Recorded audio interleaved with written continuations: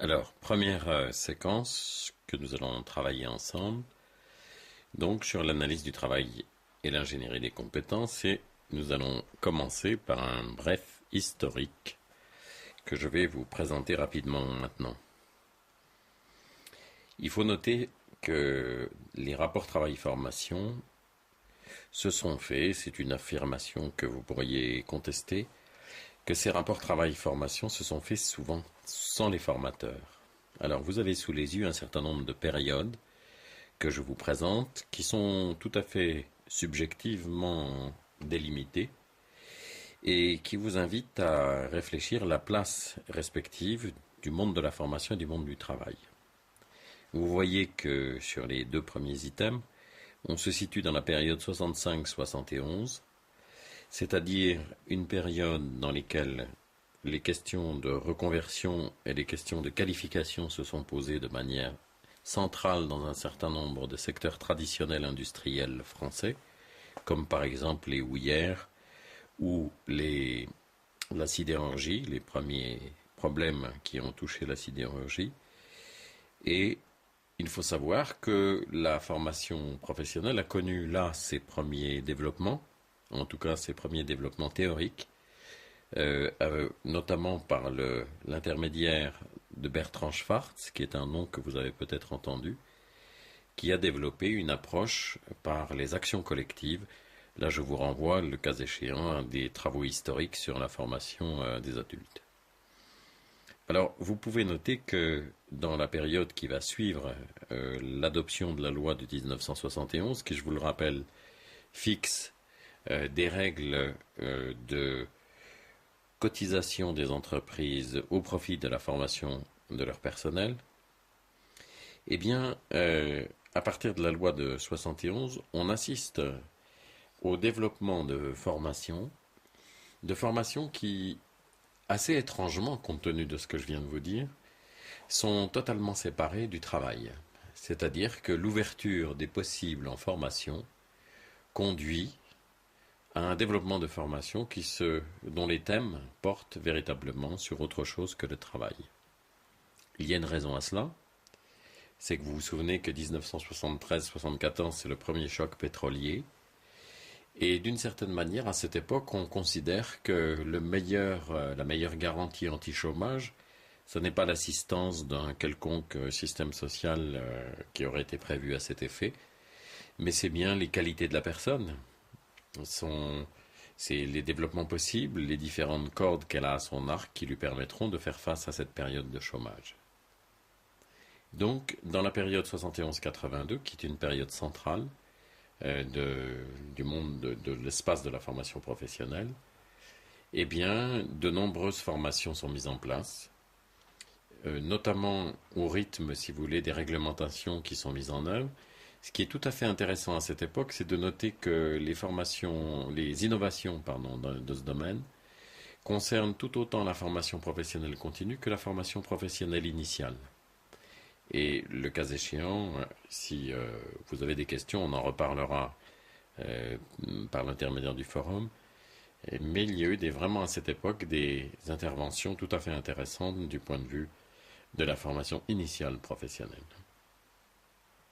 Alors, ces années volumes, qui se caractérisent donc par une croissance exponentielle des volumes de formation, eh bien sûr, crédibilisent d'une certaine manière, font passer dans les mœurs, si on peut dire, l'idée de la formation professionnelle, mais d'un autre côté, elles tronquent un peu la réalité de la formation professionnelle en précisément oubliant un petit peu le côté professionnel de l'affaire, et j'y reviendrai tout à l'heure.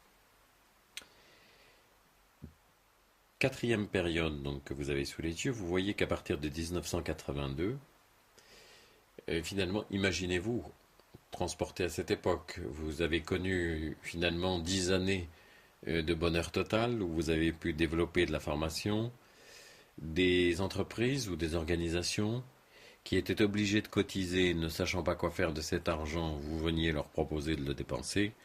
Évidemment, vous avez fait œuvre utile, probablement, en même temps, ça vous a permis de vivre honorablement de cette activité de formateur. Eh bien, à partir de 1982, la prise de conscience de tous ceux qui ont fait ces années volumes précédemment, eh bien, cette prise de conscience, elle porte sur le fait que, dans le fond, on ne sait pas très bien ce qu'on fait tous en formation. Et intervient là un acteur extrêmement important qui est le CNAM, dans lequel donc vous avez souhaité faire une partie de vos études. Eh bien, le CNAM met en place une chaire de formation des adultes dans laquelle se développe tout un travail autour de l'ingénierie de formation. Alors, vous entendez bien dans l'ingénierie le côté ingénieur, le côté technologie de la formation. Et finalement, pendant une dizaine d'années, on va assister à vraiment une explosion, là encore, de l'ingénierie de formation avec toute une série de possibilités ouvertes, construites, conçues, innovantes, finalement de modalités de formation, de pratiques de formation qui sont procéduralisées, pourrait-on dire, puisque l'ingénierie de formation contient une part de toutes ces procédures, et qui finalement va crédibiliser le monde de la formation. Vous entendez bien dans l'ingénierie l'idée que les formateurs sont un peu des ingénieurs de formation. Alors, cette période là aussi, elle est centrale parce que dans la constitution d'une profession, vous voyez qu'il y a d'abord des années-volumes, du chiffre qui est fait, du temps passé. Ensuite, un moment technologique où on crédibilise son action par un développement, si vous voulez, des technologies propres à la formation. Et puis dans la période 92-2004, eh bien finalement une sorte de mise à l'épreuve de cette technologie au profit d'une qualité de la formation, au bénéfice des entreprises, des organisations et de leur gestion de compétences, et finalement également à la recherche d'un optimum, si vous voulez, de la formation. Alors il faut noter qu'à cette époque, notamment à partir de 2002, à travers la loi de modernisation sociale qui a mis en place la VAE, la validation des acquis de l'expérience, et il y a un changement qui intervient qui n'est pas sans importance pour nous. C'est finalement l'importance de l'affirmation, on pourrait-on dire, l'affirmation d'un co-investissement entre les entreprises et les professionnels. Et donc la VAE, finalement, vous le savez bien, c'est quelque chose qui est totalement individuel. Et l'entreprise, finalement, se retire, se dégage d'une certaine manière des impératifs de formation en laissant, au nom du co-investissement, la responsabilité à chaque salarié du développement de ses compétences et de ses qualifications.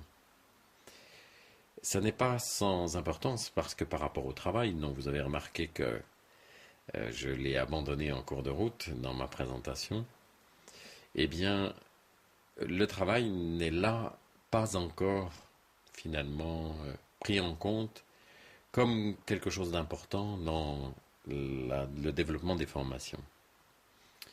Et tout au long finalement de ces périodes, et on pourrait presque dire dès avant 1965, le travail est finalement quelque chose qui ne pose de problème à personne.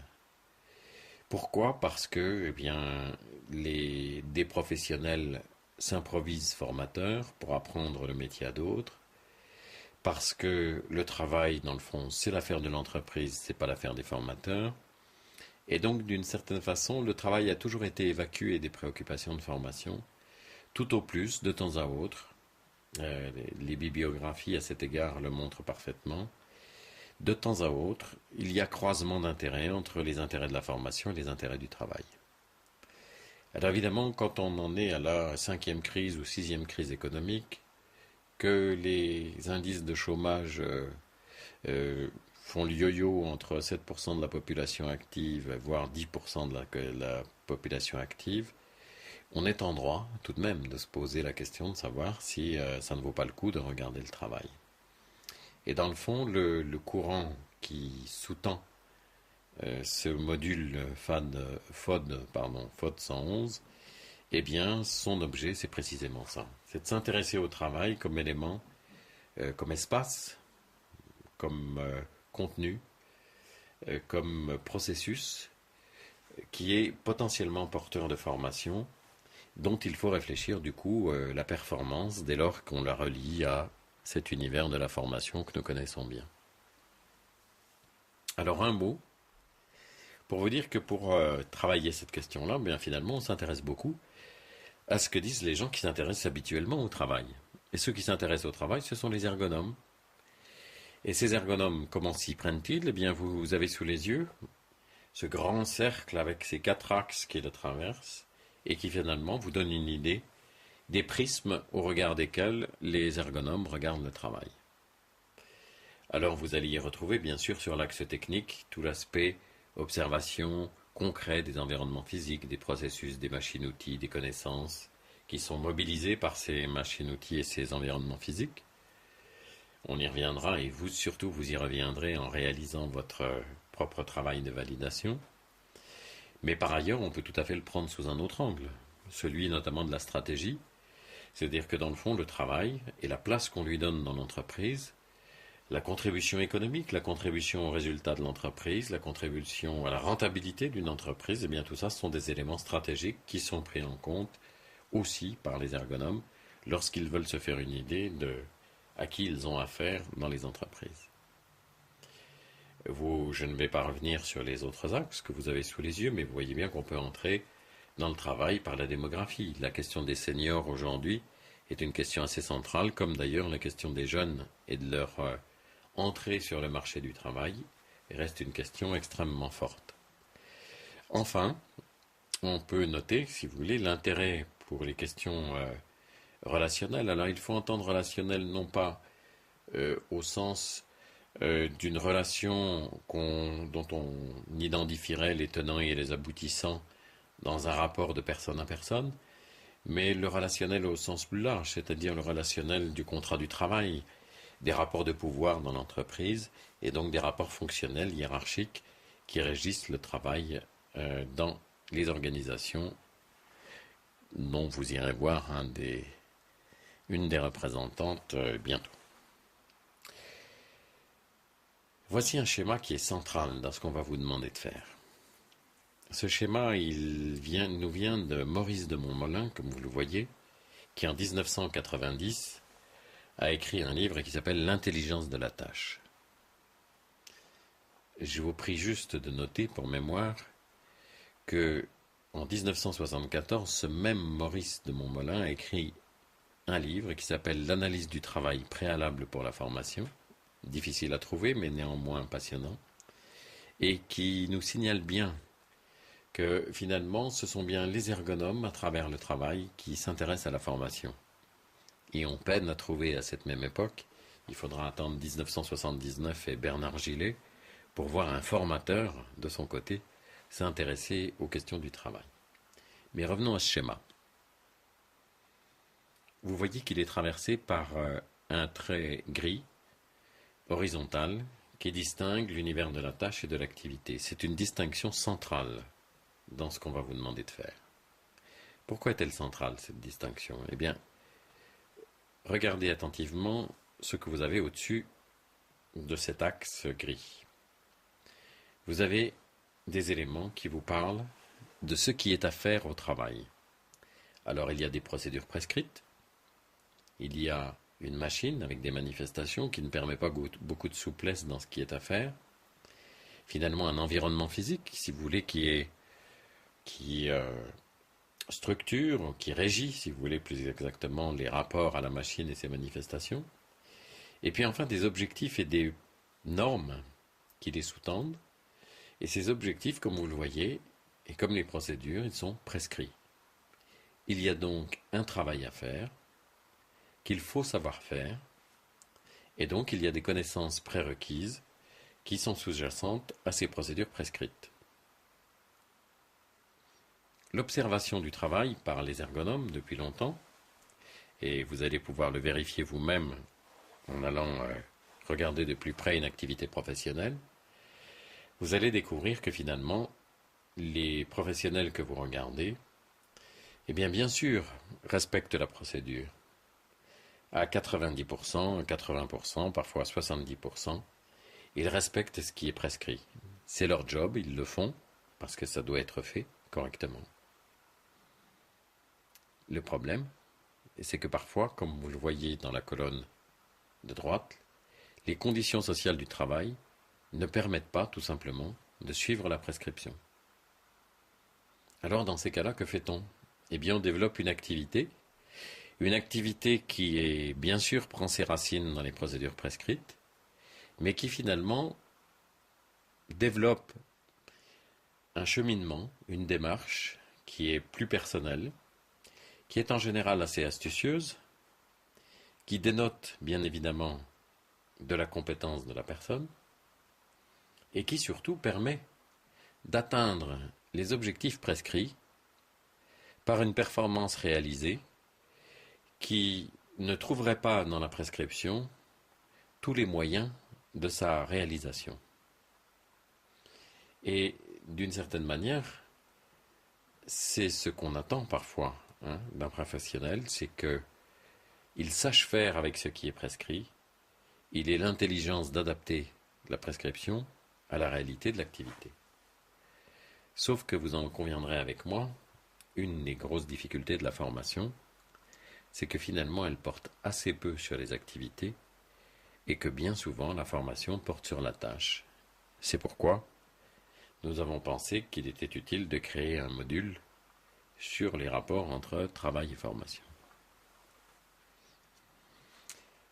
Alors, ce que je viens de vous présenter de Maurice de Montmollin, eh bien finalement, ça a été un point de départ pour une sorte de florilège, comme vous le voyez, de regard autour de ce lien entre la tâche, l'activité. Alors, vous avez là 5 pavés, dont les intitulés sont tout à fait personnels, donc vous les prendrez avec les précautions qui s'imposent. Néanmoins, je vais très rapidement les passer en revue pour vous donner quelques éléments un peu significatifs de comment aujourd'hui, dans différents domaines disciplinaires, on regarde le travail lorsqu'il s'agit de penser la formation. Alors en ergonomie, par exemple, pour commencer et pour rester encore un moment avec Maurice de Montmollin, eh bien en ergonomie, bien sûr, on regarde le travail et on regarde surtout les conditions du travail. Et ce qui est intéressant en ergonomie, c'est que, bien évidemment, comme vous le savez, au départ, l'ergonomie, elle s'intéresse plutôt à des dimensions physiques, l'éclairage, le confort, les couleurs des murs, l'open space, les plantes vertes qu'on va mettre, qui vont créer une ambiance plutôt favorable au travail. Mais finalement, toute une partie de l'ergonomie, s'intéresse beaucoup aux dimensions de l'activité, de leur interaction, des collectifs, des cultures collectives qui peuvent exister dans le travail et qui du coup sont explicatives de la manière dont les professionnels s'y prennent dans leur activité au travail. On trouve une idée un peu similaire, si vous voulez, dans la sociologie, dont Philippe Zarifian, sociologue un peu atypique, si vous voulez, dans le monde de la sociologie du travail d'aujourd'hui, a développé tout un travail de fond autour de la notion de compétence.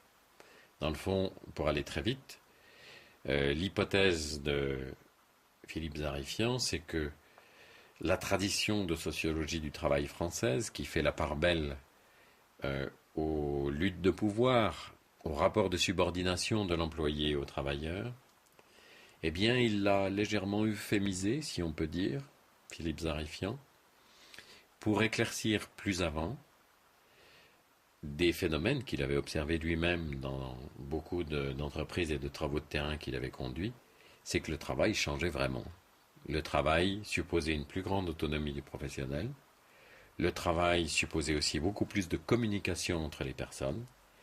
Et vous voyez le rapport entre nos amis ergonomes et nos amis sociologues, c'est que les uns s'intéressent à l'interaction concrète en situation de travail, et les sociologues, qui s'intéressent plus à l'étude des grands mouvements à l'intérieur des entreprises, eh bien soulignent l'importance de l'autonomie, de la responsabilisation, de la communication à l'intérieur du travail. Alors les psychologues, quant à eux, je vous ai mis un certain nombre d'auteurs là encore sur ce slide, eh bien eux, les psychologues, ne rentrent pas, comme vous le savez, toujours, sauf en psychologie sociale, mais Ils s'intéressent peut-être moins directement au collectif, et par contre, eux, ils sont très intéressés par les questions de l'apprentissage. Il suffit évidemment pour mémoire de vous citer Jean Piaget ou de citer un psychologue comme Vygotsky pour que vous vous souveniez ou que vous acceptiez l'idée que finalement un certain nombre de ce que ces auteurs ont produit concerne tout autant le travail scolaire que l'apprentissage au travail. Alors, ça, ce sont des supports, ou en tout cas des sources qui vont nous être extrêmement précieuses, d'autant que en didactique professionnelle, dont dans le dernier quartile que vous avez sous les yeux, les auteurs un peu emblématiques sont Gérard Vergniaud, Pierre Pastré et Patrick Mayen, eh bien, ont développé toute une approche s'inspirant tout à la fois d'un courant psychologique d'apprentissage, et notamment piagétien en didactique professionnelle, autour de la conceptualisation, et d'une part, comme grand phénomène, si vous voulez, de réflexion, accompagné de la pragmatisation, je vais y revenir, et qui est un autre aspect, si vous voulez, de la réflexion en didactique professionnelle. Eh bien, ces auteurs, ils puisent donc, comme je vous l'ai dit, du côté de la psychologie de l'apprentissage, mais aussi du côté de l'ergonomie. Parce que, précisément, ce qui les intéresse et ce qui permet de penser des actions très concrètes d'apprentissage au travail suppose évidemment de regarder de très près l'activité et les interactions au travail. Alors, je finirai en notant simplement que vous avez vu, il y a un petit ovale au milieu de ce slide. Vous voyez apparaître la philosophie avec Yves Schwartz, qui est un ergologue, et Louis Quéré, qui est à l'école pratique des hautes études, qui, eux, s'intéressent de très près au rôle des situations.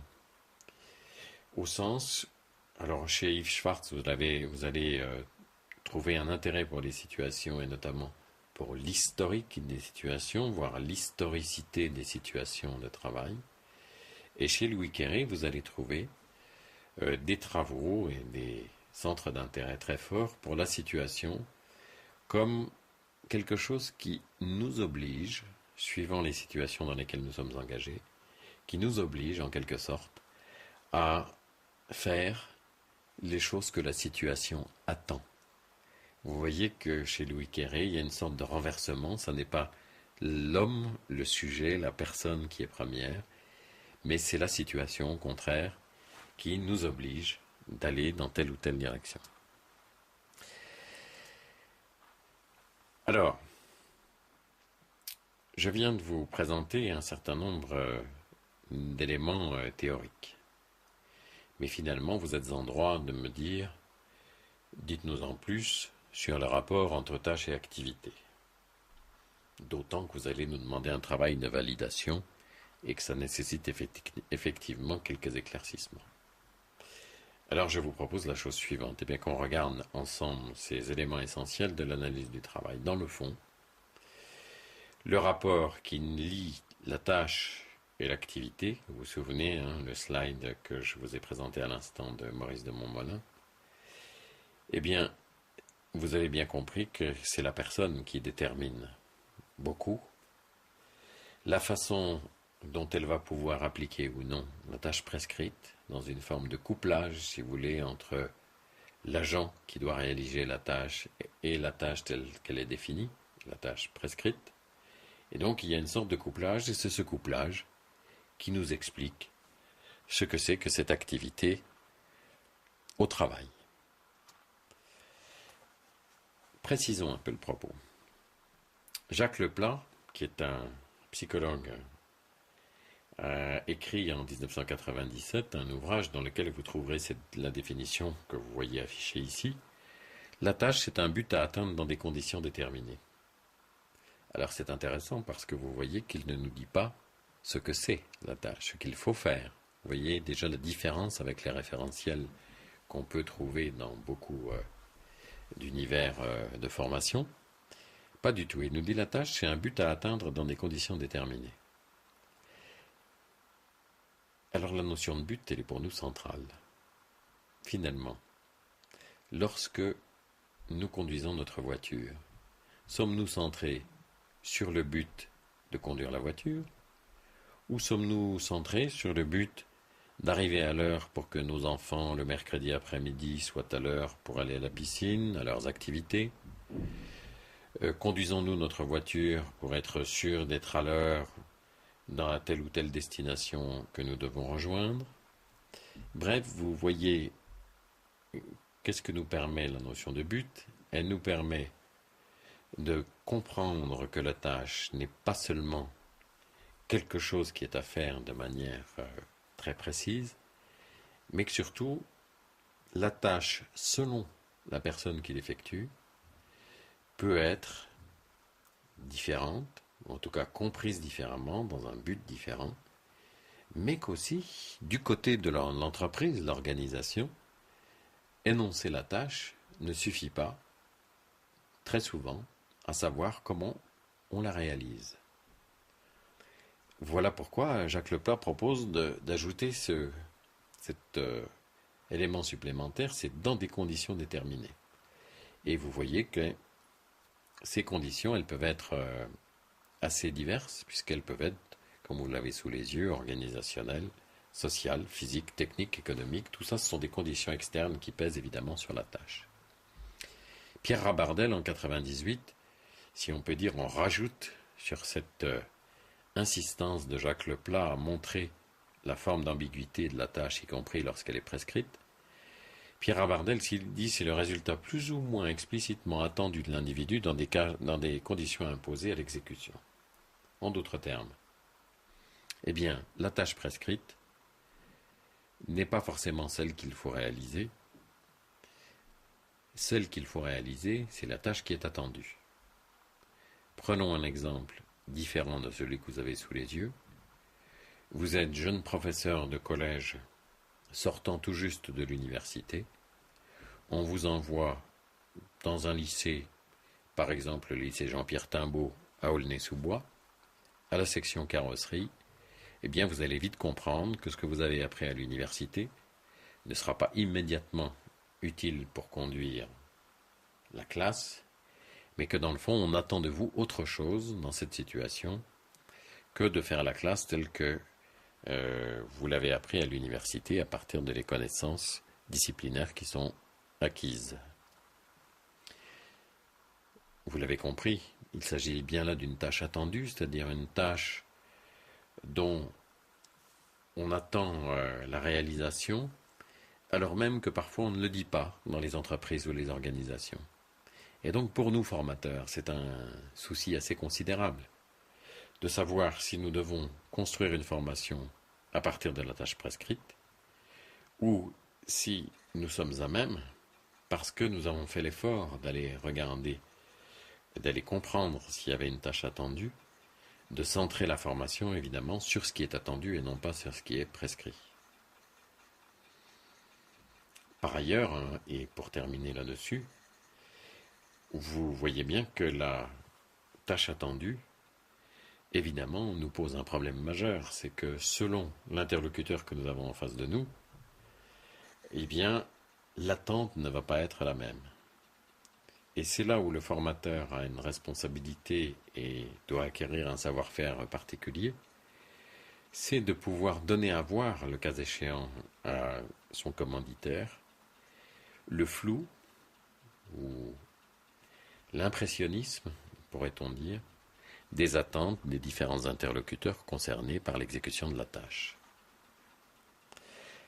Alors ce flou, cet inattendu, cet impressionnisme dont je viens de vous parler, eh bien, elle a amené beaucoup d'auteurs à réfléchir les questions du rapport entre la tâche prescrite, la tâche attendue, et puis dans le fond, l'histoire des rapports entre la tâche prescrite et la tâche attendue. Alors, je trouve très éclairante cette phrase de Yves Clos en 1995 qui propose la formulation suivante. Il dit: la tâche prescrite est le modèle refroidi d'activité antérieure.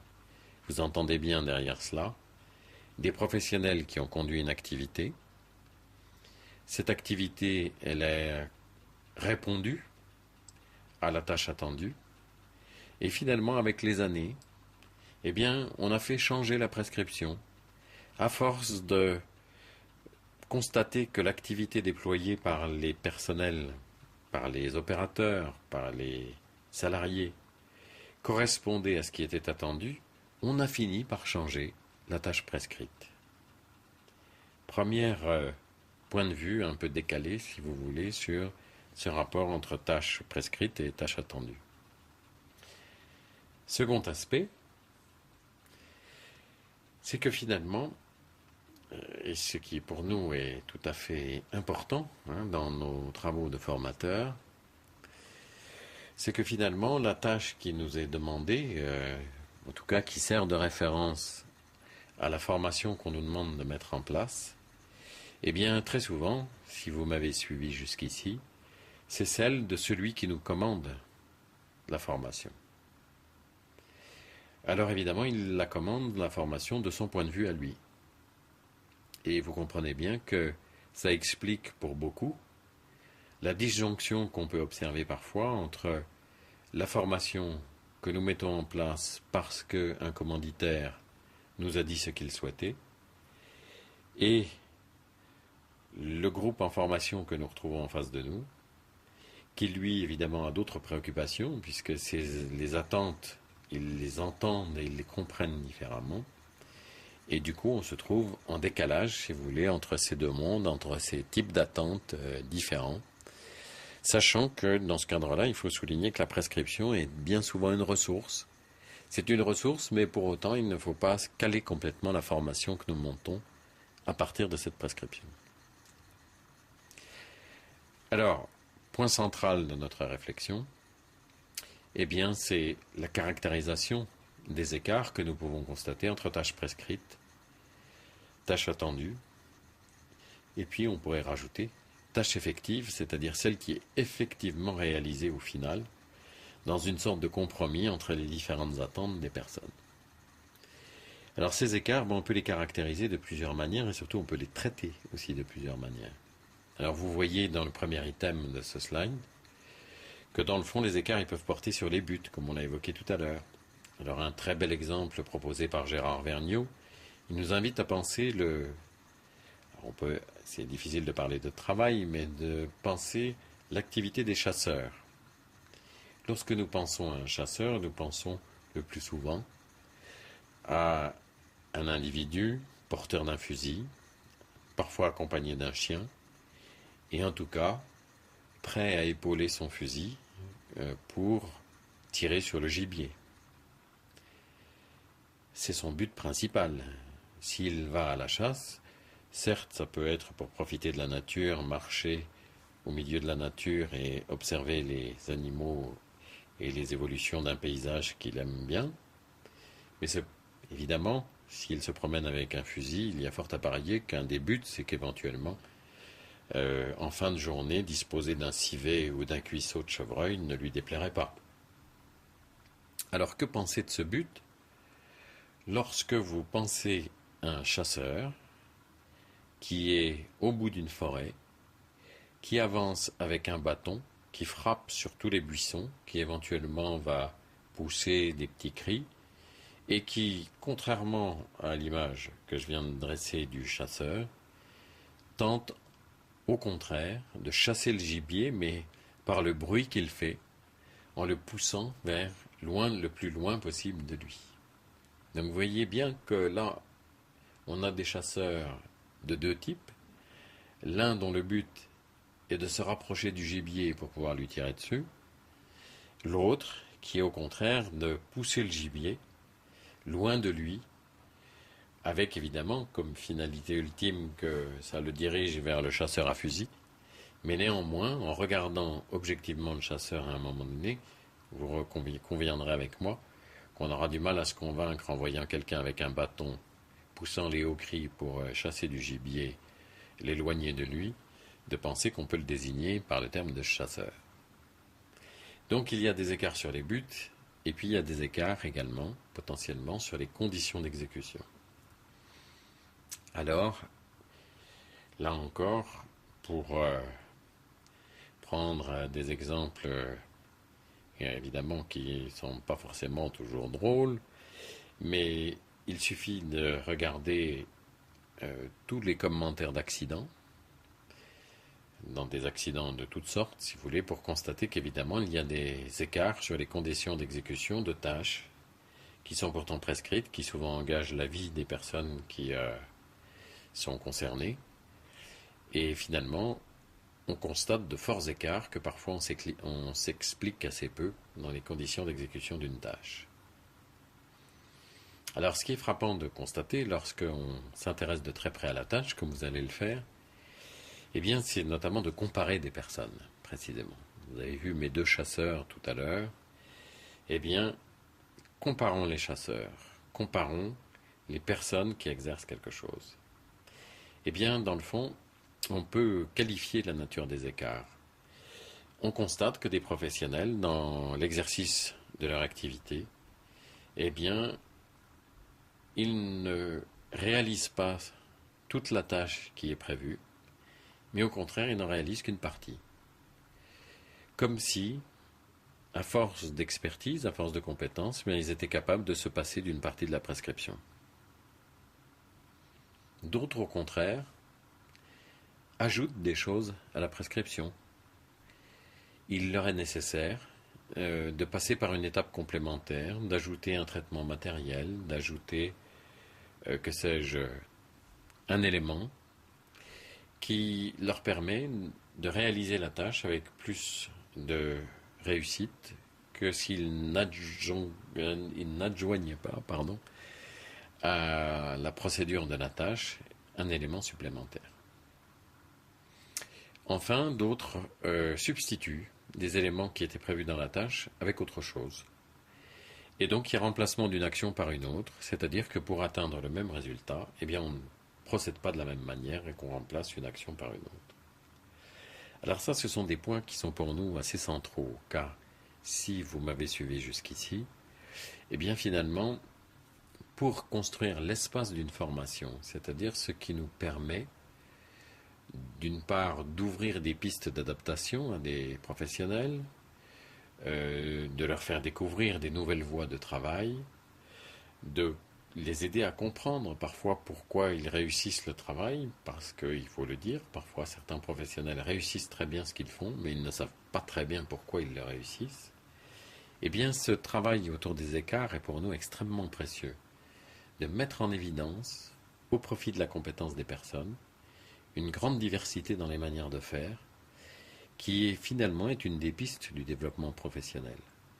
Lorsque vous réussissez une tâche à partir d'une procédure, c'est très bien.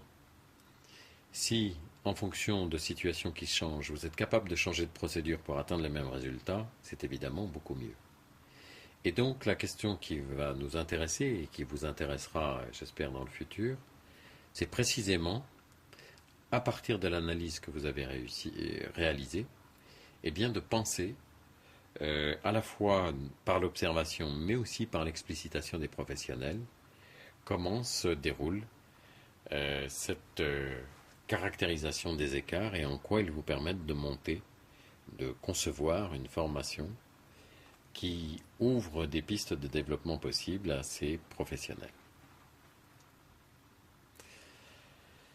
Pour terminer cette première partie, eh bien, on rappellera deux derniers éléments importants selon nous. Ne jamais oublier, comme vous l'avez sous les yeux et comme nous le propose Christophe Dejour, ne jamais oublier que dans la réalisation d'une tâche, eh bien, le sujet lui-même se réalise aussi. C'est-à-dire que pour chacun d'entre nous, la réalisation d'une tâche, elle est aussi une réalisation, voire une transformation de soi-même. Et chemin faisant, ce sont des éléments qui contribuent évidemment à fabriquer notre identité de travailleur et de professionnel. Enfin, Yves Clos nous propose aussi une dernière approche, si vous voulez, en tout cas une approche qui nous semble intéressante à Anne-Lise Ullmann et moi-même. Dans cette approche, l'idée est finalement que la tâche effective, l'activité des personnes qu'ils réalisent dans le cadre de l'exécution des tâches, eh bien cette activité, elle n'est pas seulement tournée vers l'objet concret de la réalisation de la tâche. Elle est très souvent aussi tournée vers les autres, ceux qui sont comme nous en train de réaliser cette même tâche, travaillant sur un objet éventuellement commun. Et donc, il nous invite, Yves Clos, à réfléchir sur le rapport entre activité dirigée par un objet et une activité dirigée vers autrui, au sens où l'activité que nous conduisons est aussi déterminée par les autres personnes, en tout cas les autres parties prenantes, si vous voulez, de la tâche, et pas seulement vers la réalisation simple, directe, concrète de la tâche vers un objet physique atteignable, si vous voulez, à travers la tâche prescrite.